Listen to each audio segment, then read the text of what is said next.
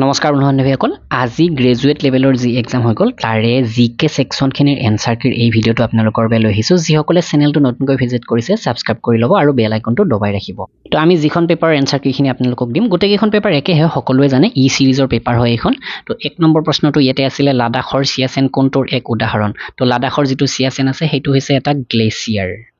Next প্ৰশ্নটো হৈছে কোনখন ৰাজ্য ভাৰতৰ হকি দলৰ চৰকাৰী পৃষ্ঠপোষক তো ইয়াৰ শুদ্ধ উত্তৰটো হৈছে অপচন বি উৰিষ্যা নেক্সট প্ৰশ্নটো হৈছে বিশ্বকাপ ফুটবল খেলত ব্ৰাজিলে কিমান বাৰ জয়লাভ কৰিছে বিশ্বকাপ ফুটবল খেলত ব্ৰাজিলে এতিয়ালৈকে মুঠ 5 বাৰ জয়লাভ কৰিছে নেক্সট প্ৰশ্নটো হৈছে নিম্নলিখিত কোনখন দেশৰ বৰ্তমান সময়ত অস্তিত্ব নাই তো হেতু হৈছে অপচন বি চেকোস্লোভাকিয়া এইখনৰ অস্তিত্ব বৰ্তমান নাই ইয়াৰ পিছৰ প্ৰশ্নটো হৈছে নিম্নলিখিত কোনগৰাকীক 2024 বৰ্ষত জ্ঞানপীঠ বঁটা প্ৰদান কৰা হৈছে 2024 বৰ্ষত কাক জ্ঞানপীঠ বঁটা প্ৰদান কৰা হৈছে তো ইয়াৰ শুদ্ধ উত্তৰ হৈছে অপচন এ গুলজাৰ এওক 2024 বৰ্ষৰ জ্ঞানপীঠ বঁটা প্ৰদান কৰা হৈছে নেক্সট প্ৰশ্নটো আছিল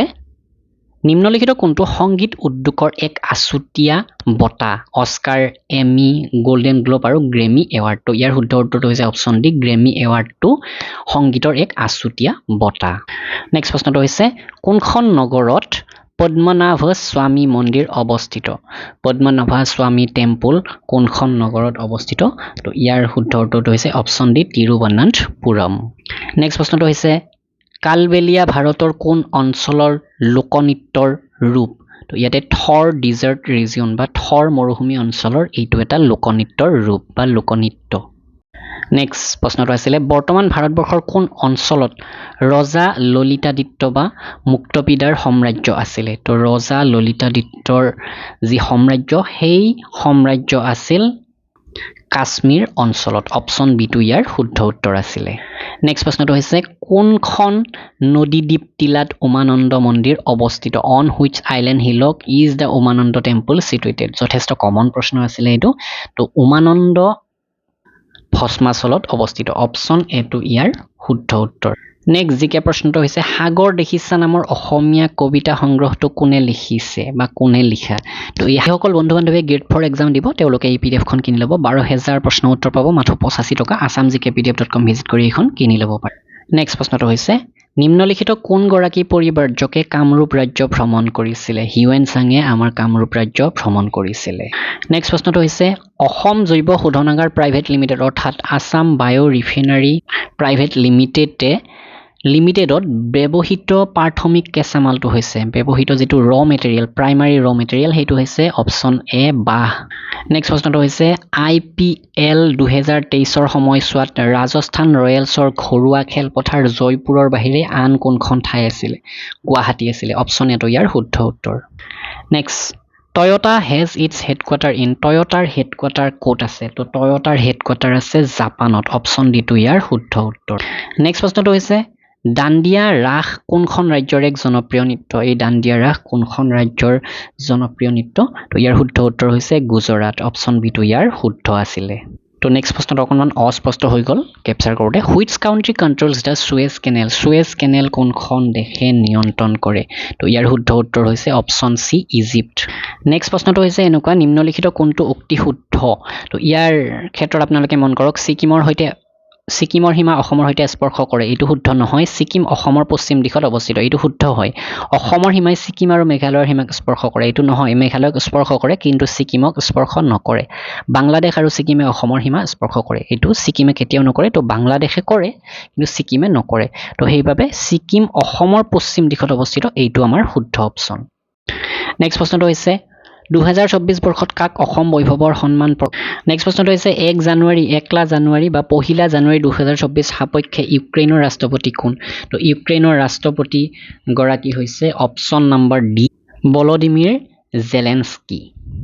নেক্সট প্ৰশ্নটো হৈছে জম্মু আৰু কাশ্মীৰ অঞ্চলত নিম্নলিখিত কোনটো পৰ্বতমালা আছে তো জম্মু আৰু কাশ্মীৰত পীৰপাঞ্জল পৰ্বতমালাটো অৱস্থিত তো ইয়াৰ পিছৰ প্ৰশ্নটো হৈছে ভিলেজ ৰকষ্টাৰ নামৰ বোলছবিখনৰ নিৰ্দেশক কোন অৰ্থাৎ ইয়াৰ ডাইৰেক্টৰ গৰাকী কোন ইয়াৰ ডাইৰেক্টৰ গৰাকী হৈছে ৰীমা দাস এইটো যথেষ্ট ইজি প্ৰশ্ন আহিছে নেক্সট প্ৰশ্নটো হৈছে হু amongst the following is a ৰেছলাৰ নিম্নলিখিত কোন গৰাকী এক মল্লযোদ্ধা তো The civil war, terms as the War of Roses, was fought.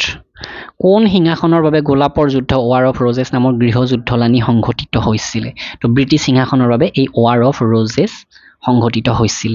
Next প্ৰশ্নটো হৈছে which of the following is not a non metallic mineral নিম্নলিখিত কোনটো অধাতব খনিজ পদাৰ্থ নহয় তো ইয়াতে চাৰি নহয় নেক্সট প্ৰশ্নটো হৈছে নিম্নলিখিত কোনটো স্থানত IPL মেচসমূহ অনুষ্ঠিত নহয় তো ইয়াতে নেক্সট প্ৰশ্নটো হৈছে পিটি উষাই কোনবিধ খেলত অংশগ্ৰহণ কৰিছিল পিটি উষা বিশেষকৈ জড়িত আছিল এথলেটিক্স খেলৰ লগত অৰ্থাৎ অপচন এটো ইয়াত শুদ্ধ উত্তৰ আছিল নেক্সট প্ৰশ্নটো হৈছে তো ইয়াতে কৈছে যে মেজৰ ধ্যানচান্দৰ সৈতে জড়িত খেলৰ নাম চিনাক্ত কৰক অৰ্থাৎ মেজৰ ধ্যানচান্দ নামৰ ব্যক্তিগৰাকীয়ে কোনটো খেল খেলিছিল তেওঁ হকি খেল খেলিছিল হকিৰ যাদুকৰ বুলি আমি ইয়াৰ আগৰ বহুকেইটা সেশনত আলোচনা কৰিছিলো নেক্সট হৈছে নিম্নলিখিত কোনটো হৈছে কাণত পিন্ধা এক অসমীয়া গহনা যথেষ্ট ইজি প্ৰশ্ন তো আপোনালোকে এটো নিজেই কমেন্ট কৰি ক'ব তথাপি উত্তৰটো কৈছো থুৰিয়া কাণত পিন্ধা গহনা নেক্সট প্ৰশ্নটো হৈছে কোন দেশত ক্ৰিষ্টোফাৰ কলম্বাছৰ জন্ম হৈছিল in which country was Christopher Columbus born Columbus কোন দেশত জন্ম হৈছিল বা হৈছে কিৰা আৰু ঘো কোন দেশৰ জাতীয় সাজ পোছাক অৰ্থাৎ which country are kira and gho the national dress of চাওক কিৰা আৰু ঘো এয়া এক জাতীয় সাজ পোছাক হয় কোনখন দেশৰ নেপাল কলম্বিয়া ভুটান ভিয়েটনাম শুদ্ধ উত্তৰ হৈছে অপচন সি ভুটানৰ ই এক জাতীয় সাজ পোছাক নেক্সট প্ৰশ্নটো হৈছে নিম্নলিখিত কোনটো মহাভাৰতৰ এটা অংশ মহাভাৰতৰ অংশ বিশেষকৈ গীতাখন মহাভাৰতৰ অংশ বুলি ক'ব পাৰি কাৰণ মহাভাৰতৰ মাজতে অৰ্জুনক শ্ৰীকৃষ্ণই যি উপদেশ দিছিলে হেয়াই গীতা হৈ পৰিছে নেক্সট প্ৰশ্নটো হৈছে নিম্নলিখিত কোনটো আমেৰিকা যুক্তৰাষ্ট্ৰৰ এখন ৰাজ্য আমেৰিকা যুক্তৰাষ্ট্ৰৰ এখন ৰাজ্য হৈছে হাৱাই তো এই প্ৰশ্নটোৰ অকনমান বেলেগ ধৰণে এইচএছ লেভেলৰ এক্সামতো আহিছিলে তো হাৱাই আমেৰিকা যুক্তৰাষ্ট্ৰৰ এখন ৰাজ্য হয়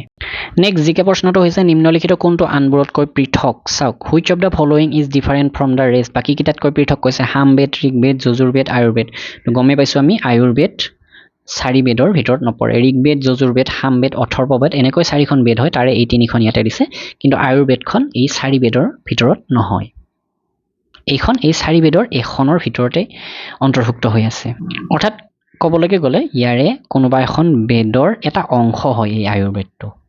next who wrote pride and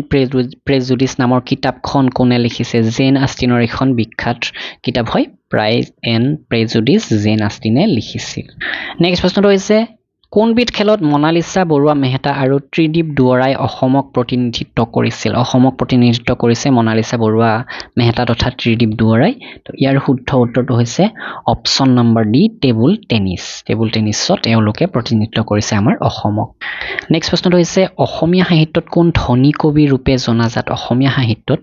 আমি ধনী কবি বুলি কোনগৰাকীক জানো বিনন্দ চন্দ্ৰ বৰুৱা মহেন্দ্ৰ নাথ ডেকা ফুকন আনন্দ চন্দ্ৰ আগৰৱালা মফিজুদ্দিন আহমদ হাজৰিকা তো ইয়াৰ শুদ্ধ উত্তৰটো হৈছে অপচন এ বিনন্দ চন্দ্ৰ বৰুৱাক আমি ধনী কবি হিচাপে জানো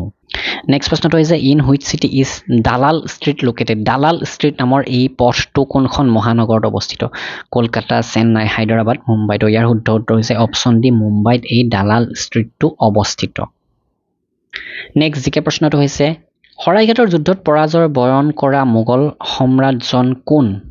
চাওক প্ৰশ্নটো অকণমান আওপকীয়া কৈ দিছে শৰাইঘাটৰ যে যুদ্ধ হৈছিল সেই সময়ত মোগল সম্ৰাট কোন আছিল বুলি আমি ক'ব পাৰো ঔৰংজেব শাহজাহান বাবৰ হুমায়ুন তো এই ক্ষেত্ৰত শৰাইঘাটৰ যুদ্ধৰ সময়ত কোনে মোগলৰ হৈ ইয়াতে যুদ্ধ কৰিব আহিছিল সেইটো বেলেগ হয় কিন্তু শৰাইঘাটৰ যুদ্ধ যে হৈছিল সেই সময়ত মোগল সম্ৰাটজন কোন আছিল ইয়াৰ শুদ্ধ উত্তৰটো হৈছে অপচন নম্বৰ এ ঔৰংজেবে অম্বৰৰ ৰজা মানসিংহক অসমলৈকে পঠিয়াইছিলে যুদ্ধ কৰিবলৈকে আৰু ইয়াৰ শুদ্ধ উত্তৰ হৈছে অপচন এ তো ইয়াৰ মাজতে আপোনালোকক অন্যান্য উত্তৰো আপুনি দিবলৈকে চেষ্টা কৰিম নেক্সট আমি জিকে ৰিজনিং এইবিলাকৰ উত্তৰো আপোনালোকৰ বাবে আগবঢ়াম সম্পূৰ্ণ সমাধান সহ আৰু আগন্তুক যিসকলে এসআই বা অসম পুলিচ কনষ্টেবলৰ বাবে প্ৰিপাৰেচন কৰি আছে আপোনালোকে আমাৰ পিডিএফখিনি কিনি ল'ব পাৰে এসআইৰ পিডিএফখন বৰ্তমান মাত্ৰ 85 টকাত দি থকা হৈছে আৰু কনষ্টেবলৰ পিডিএফখন মাত্ৰ 80 টকাত সম্পূৰ্ণ অসমীয়া মাধ্যম হয় ডেছক্ৰিপশ্যনত লিংক দি দিছোঁ অথবা assamgkpdf.com ভিজিট কৰি এইকেইখন কিনি ল'ব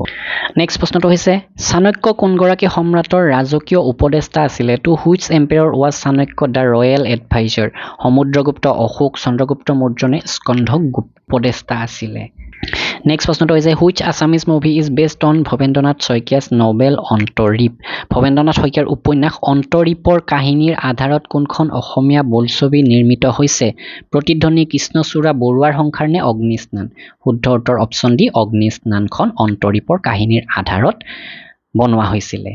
নেক্সট প্ৰশ্নটো হৈছে which country did the martial art taekwondo originated in taekwondo নামৰ সমৰ কলাটোৰ উৎপত্তি কোন দেশত হৈছিল থাইলেণ্ড চীন কোৰিয়া নে ভিয়েটনাম তো ইয়াৰ শুদ্ধ উত্তৰ হৈছে কোৰিয়াতে টাইকোৱাণ্ডো নামৰ যিটো সমৰ কলা এইটোৰ উৎপত্তি হৈছিল নেক্সট প্ৰশ্নটো হৈছে who has won the highest number of gold medals in the Olympic games কোনে অলিম্পিক খেলত সৰ্বোচ্চ সংখ্যক সোণৰ পদক লাভ কৰিছে চাৰিগৰাকী ব্যক্তিৰ নাম দিয়া আছে ইয়াৰে কোনে এতিয়ালৈকে আটাইতকৈ বেছি সোণৰ পদক পাইছে মাৰ্ক স্পিজ মাইকেল ফেল্পছ জেছি অৱেন্স পাভো নুৰ্মি শুদ্ধ উত্তৰ হৈছে মাইকেল ফেল্পছ এওঁ এগৰাকী সাঁতোৰবিদ হয় এওঁ আটাইতকৈ বেছি সোণৰ পদক লাভ কৰিছে এতিয়ালৈকে অলিম্পিক খেলত নেক্সট প্ৰশ্নটো হৈছে কোনগৰাকী হিন্দী কবি মধুশালা আৰু অগ্নিপথৰ বাবে জনাজাত which Hindi poet is known for Madhushala and Agnipath Ram Singh Dinkar Harivansh Rai Bachchan Sumitranandan Pant আৰু মৈথিলী চৰণ গুপ্ত তো ইয়াৰ শুদ্ধ উত্তৰটো হৈছে অপশ্যন নম্বৰ বি হৰিবংশ ৰায় বচ্চন এই মধুশালা আৰু অগ্নিপথৰ বাবে জনাজাত অৰ্থাৎ তেওঁৰ ৰচনা নেক্সট প্ৰশ্নটো হৈছে বৰ্তমান ভাৰতত কোনবিধ গণতন্ত্ৰ প্ৰচলিত which type of democracy is presently being practised in India তো এইটো শুদ্ধ উত্তৰ হ'ব অপশ্যন বি ৰিপ্ৰেজেণ্টেটিভ ডেমক্ৰেচি প্ৰতিনিধিত্বমূলক গণতন্ত্ৰ আমাৰ ভাৰতবৰ্ষত আছে নেক্সট প্ৰশ্নটো হৈছে নদী এখনে চুটি পথ ল'বলৈ গতি সলনি কৰিলে গঠন হোৱা এটা বক্ৰ জলভাগক বোলা হয় চাওক নদীয়ে চুটি পথ ল'বলৈ বক্ৰ জলভাগ গঠন কৰে একচুৱেলি চুটি পথটো যেতিয়া ৰয় এটা বক্ৰ জলভাগ গঠন হয় আৰু নদীখন এনেকৈ গুচি যায় তো ইয়াক কি বুলি কোৱা হয় তো ইয়াক অশ্বক্ষুৰাকৃতিৰ হ্ৰদ বা অশ্বক্ষুৰা হ্ৰদ ইংৰাজীত অক্সবো লেক বুলি কোৱা হয় ইয়াৰ পিছৰ প্ৰশ্নটো চাব কোন দুখন মহাদেশৰ মাজত ভূমধ্য সাগৰ অৱস্থিত একচুৱেলি ভূমধ্য সাগৰৰ ইয়াতে তিনিটা দিশত তিনিখন দেশ আছে আমি বুলি ক'ব পাৰোঁ তথাপি অপশ্যন এ অপশ্যন বি দুয়োটাই শুদ্ধ যেন লাগে তথাপি আমি ইউৰোপ আৰু আফ্ৰিকা এইটো শুদ্ধ উত্তৰ হিচাপে বৰ্তমান টিক কৰি থৈছোঁ নেক্সট আপোনালোকক এই বিষয়ে জনাম ভালকৈ নেক্সট প্ৰশ্নটো হৈছে ICC পুৰুষ ODI বিশ্বকাপ ক্ৰিকেট সম্পৰ্কীয় নিম্নলিখিত কোনটো উক্তি অশুদ্ধ সুধিছে ভাৰতে এই কাপ দুবাৰ জয়লাভ কৰিছে 100% শুদ্ধ অষ্ট্ৰেলিয়া সৰ্বোচ্চবাৰ জয়লাভ কৰিছে তো এইটো শুদ্ধ হয় প্ৰথমখন টুৰ্নামেণ্টত ইংলেণ্ডে এই কাপ জয়লাভ কৰিছিল তো এইটো অশুদ্ধ বাংলাদেশে এই কাপ কেতিয়াও জয়লাভ কৰা নাই এইটো শুদ্ধ হয় এতিয়ালৈকে বাংলাদেশে জিকা নাই তো ইয়াৰ শুদ্ধ আমাৰ এনসাৰটো হ'ব অপশ্যন সি প্ৰথমখন টুৰ্নামেণ্টত ইংলেণ্ডে এই কাপ জয়লাভ কৰিছিল এইটো শুদ্ধ নহয় নেক্সট প্ৰশ্নটো হৈছে ভাৰতবৰ্ষৰ সংবিধানত অৱশিষ্ট ক্ষমতাৰ ধাৰণা কোনখন দেশৰ পৰা লোৱা হৈছে অৰ্থাৎ ৰেচিডুৱেল power in Indian constitution has been borrowed from which country Belgium Canada France Switzerland তো কোনখন দেশৰ পৰা ৰেচিডুৱেল পাৱাৰ লোৱা হৈছে কানাডাৰ পৰা লোৱা হৈছে নেক্সট প্ৰশ্নটো হৈছে which of the following color is not seen in the Olympic flag green yellow orange black সেউজীয়া হালধীয়া সমুথিৰা ক'লা শুদ্ধ উত্তৰ হৈছে সমুথিৰা ৰংটো অলিম্পিকৰ খেলৰ পতাকাখনত নাথাকে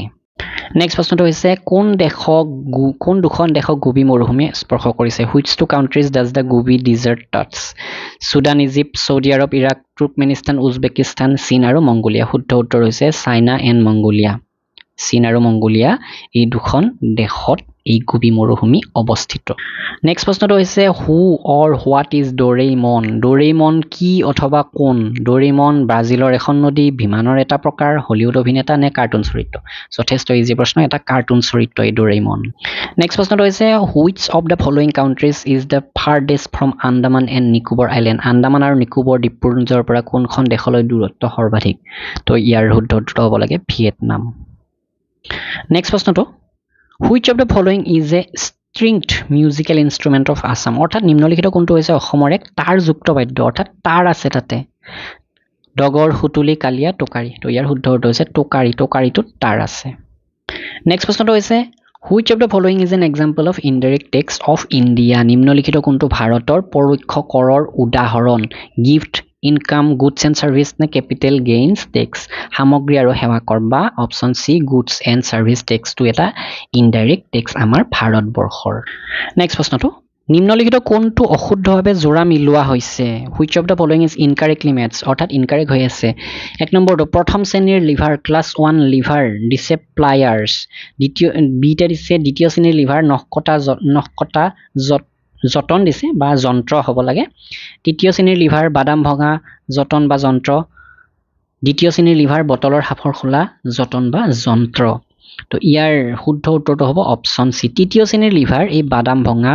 যতন এইটো শুদ্ধ নহয় ই তৃতীয় শ্ৰেণীৰ লিভাৰত নপৰে বাকি কেইটা শুদ্ধ হয় প্ৰথম শ্ৰেণীৰ লিভাৰ দ্বিতীয় শ্ৰেণীৰ লিভাৰ এইবিলাক শুদ্ধ নেক্সট প্ৰশ্নটো হৈছে who played the title role in the 1969 version of doctor Bezbaruah doctor Bezbaruah বোলছবি 1969 চনত এখন আছিলে সেইখনত কোনে নাম ভূমিকাত অভিনয় কৰিছিল অৰ্থাৎ ডক্টৰ বেজবৰুৱা হৈছিল তো এই ক্ষেত্ৰত শুদ্ধ উত্তৰটো কালেক্ট কৰাত হয়তো আমাৰ অকণমান খেলিমেলি থাকিব পাৰে তথাপি আমি যেটো পাইছিলো হেতু হৈছে ব্ৰজেন বৰুৱা তো এইটো যদি আপোনালোকে ভুল বুলি ভাবে কমেন্ট কৰি জনাব নেক্সট আমিও কমেন্ট কৰি থম যদি আমি ভালদৰে এইটো তথ্যখিনি পাই যাও নেক্সট প্ৰশ্নটো who of the following is not a lawn tennis player নিম্নলিখিত কোনগৰাকী লন টেনিছ খেলুৱৈ নহয় লিয়েণ্ডাৰ পেজ বিজয় অমৃতৰাজ মহেশ ভূপতি পুলেলা গোপীচন্দ তো ইয়াৰ শুদ্ধ উত্তৰ হৈছে পুলেলা গোপীচন্দ টেনিছ প্লেয়াৰ নহয় নেক্সট প্ৰশ্নটো হৈছে for which sport was T Ao the captain of Indian team T Ao নামৰ ব্যক্তিগৰাকী কোনবিধ খেলত ভাৰতীয় দলৰ অধিনায়ক বেডমিণ্টন হকী ফুটবল নে ভলীবল তো ইয়াৰ শুদ্ধ উত্তৰটো আছিল অপচন নম্বৰ সি ফুটবলৰ এগৰাকী কেপ্টেইন টি এও নেক্সট প্ৰশ্নটো হৈছে which of the following is not an Assamese novel নিম্নলিখিত কোনটো এক অসমীয়া উপন্যাস নহয় আধা লিখা দস্তাবেজ দেওলাংখুই শেষ পৃষ্ঠা নে অন্তৰীপ তো ইয়াৰ শুদ্ধ উত্তৰটো তো নেক্সট প্ৰশ্নটো হৈছে which of the following does saliva in our mouth helps to break down আমাৰ মুখত থকা লালটিয়ে নিম্নলিখিত কোনটোৰ বিভংগনত সহায় কৰে তো ইয়াৰ শুদ্ধ উত্তৰ হৈছে চেতহাৰ বা ষ্টাৰ্চ ভঙাত বা ইয়াতে বিভংগনত সহায় কৰে আমাৰ লেলাউটিয়া বা চেলিভাই নেক্সট প্ৰশ্নটো হৈছে which of the following countries does the Mediterranean sea not touch Mediterranean sea কোনখন দেশ কানেক্ট কৰা নাই বা কোনখন দেশৰ লগত কোনখন দেশৰ সীমাত স্পৰ্শ কৰা নাই বহু কেইখন দেশক ই টাচ কৰে প্ৰায় 16-17খন দেশৰ সীমা স্পৰ্শ কৰে কিন্তু তাৰে ভিতৰতে স্পেইন পৰ্তুগাল লেবানন ফ্ৰান্স চাৰিটা অপচন আমাক দিছে আৰু ইয়াৰ শুদ্ধ উত্তৰটো হৈছে পৰ্তুগাল এই দেশখন মেডিটেৰেনিয়ান সিয়ে স্পৰ্শ নকৰে নেক্সট আৰু আজিৰ আমাৰ সেশনৰ শেষৰটো জিকে প্ৰশ্ন হ'ব জুঙাল বলহুৰ প্ৰতিমূৰ্তি কোন স্থানৰ সমীপত স্থাপন কৰা হৈছে near which place a statue of Jungal Balahu has been erected Raha Dibrugarh Dhubri Karimganj তো ৰহাত জুঙাল বলহুৰ এটা প্ৰতিমূৰ্তি স্থাপন কৰা হৈছে তো এইখিনি জিকে প্ৰশ্ন উত্তৰ আছিল আমি যিমান দূৰ সম্ভৱ শুদ্ধ উত্তৰ আপোনালোকক দিবলৈকে চেষ্টা কৰিছো তাৰে মাজতো ৱেবসাইটৰ পৰা বা তেনেকুৱা সাৰ্চৰ পৰা কালেক্ট কৰাত ভুল এটা দুটা হ'ব পাৰে মেবি ইয়াতে ভুল হোৱাই নাই তো এই ক্ষেত্ৰত যদি ভুল হৈছে তেনেহলে আপোনালোকে এইটো ভালদৰে চাই ল'ব আৰু আমিও এইটো কমেন্টত দি দিবৰ কাৰণে চেষ্টা কৰিম আপোনালোকে এইটো দেখুৱাই দিব যদি কিবা ভুল হৈছে তো ভিডিওটো এইখিনি লাইক কৰিব শ্বেয়াৰ কৰিব